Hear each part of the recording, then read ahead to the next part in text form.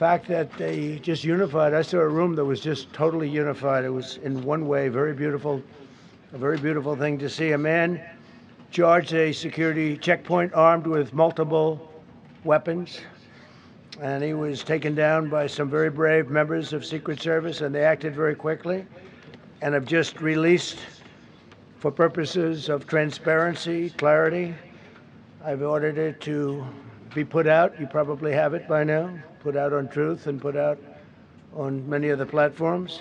A tape showing the violence of this thug that attacked our Constitution, and also showing how quickly Secret Service and law enforcement acted on our country's behalf. Really did a great job.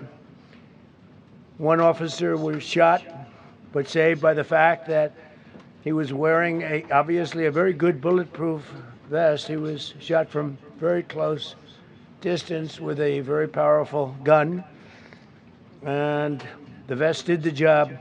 I just spoke to the officer, and he's doing great. He's in great shape. He has very high spirits, and we told him we love him and respect him, and he's a very proud guy. He's very proud of what he does, Secret Service agent.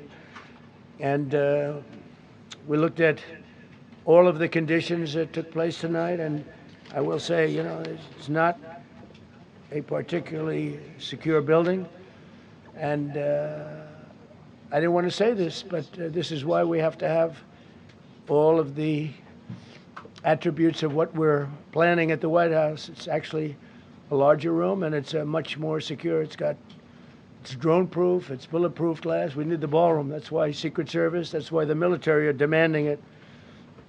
They've wanted the ballroom for 150 years for lots of different reasons, but today's a little bit different, because today we need levels of security that probably nobody's ever seen before.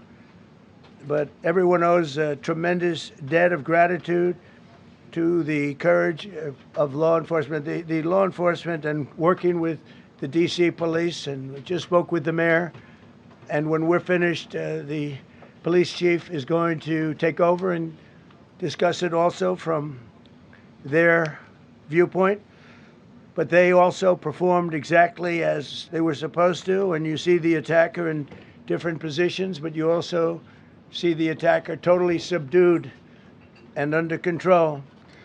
So as you know, this is not the first time in the past couple of years that our republic has been attacked by a would-be assassin who sought to kill. In Butler, Pennsylvania, less than 2 years ago, you all know that story, and in Palm Beach, Florida, a few months after that, we came close. We really had, again, we had some great work done by law enforcement. But in light of this evening's events, I ask that all Americans recommit with their hearts in resolving our difference peacefully. We have to resolve our differences. I will say, you had Republicans, Democrats, independents, conservatives, liberals, and progressives.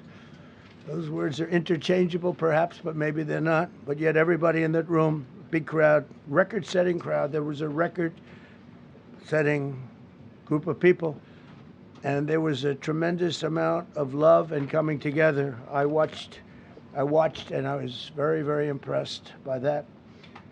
But First Lady and I were taken very well care of, very quickly rushed off the stage.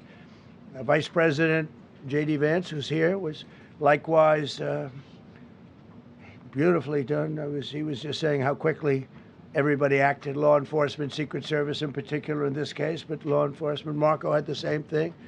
Pete was there. Pete didn't want any help. He didn't want anybody to help him. He doesn't want anybody to help him, but he did get some, didn't you? And I think you also said that it was very impressive. So with that, I'd like to ask Todd Blanche to come up, say a few words, and tell you it's already underway. The man has been captured. They're going to his apartment. I guess he lives in California, and he's a sick person, a very sick person, and we don't want things like this to happen. I think it's very important that I say, though, and I told the representatives of the evening, they did such a beautiful job. It was such a beautiful evening. And again, they're talking about free speech in our Constitution. That's what it's all about, not just White House correspondence. It was really based on free speech in our Constitution. But I said very importantly that we'll do it again within the next 30 days, and we'll make it bigger and better and even nicer.